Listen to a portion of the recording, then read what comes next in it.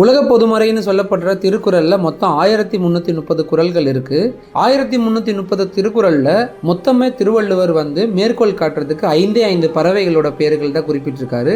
அது என்னென்னதுன்னு பார்த்தீங்கன்னா கொக்கு, காக்கை, கூகை அதாவது ஆந்தை, மயில், அன்னம். இந்த 5 பறவைகளோட பெயர்கள் மட்டும்தான் திருவள்ளுவர் தன்னோட திருக்குறளில் குறிப்பிட்டிருக்காரு. இந்த 5 பறவைகளில் 3 பறவையோட மேற்கோள்கள் மட்டும் நம்ம குறள் வழியாக தெரிஞ்சுக்கலாம். குறள் எண் 490 கொக்கக்க கூம்பும் பருவத்து மற்றதன் குத்தக்க சீர்த்த விடத்து அப்படின்னு குறள் வழியா கொக்க மேற்கோள் காட்டி திருவள்ளுவர் குறிப்பிடுறாரு. நீர் போகிற போக்கில் ஆற்றங்கரையில் கொக்கு தன்னை இறைக்காக காத்திருக்கும். சிறிய மீன்கள் எல்லாம் விட்டுட்டு பெரிய இறைக்காக காத்திருந்து தன்னோட இறையை தேடி பிடிக்கும். அந்த மாதிரி சரியான காலம் சரியான சூழல் வர வரைக்கும் காத்திருந்து வெற்றியை அடையணும் அப்படின்றது தான் இந்த குறளுக்கான விளக்கம். பகல் வெல்லும் கூகையை காக்கை, இகழ் வெல்லும் வேந்தற்கு வேண்டும் பொழுது அப்படின்னு சொல்லப்படுற 481வது குறள் பார்த்தீங்கன்னா காக்கையை மேற்கோள் காட்டி திருவள்ளுவர் சொல்றாரு.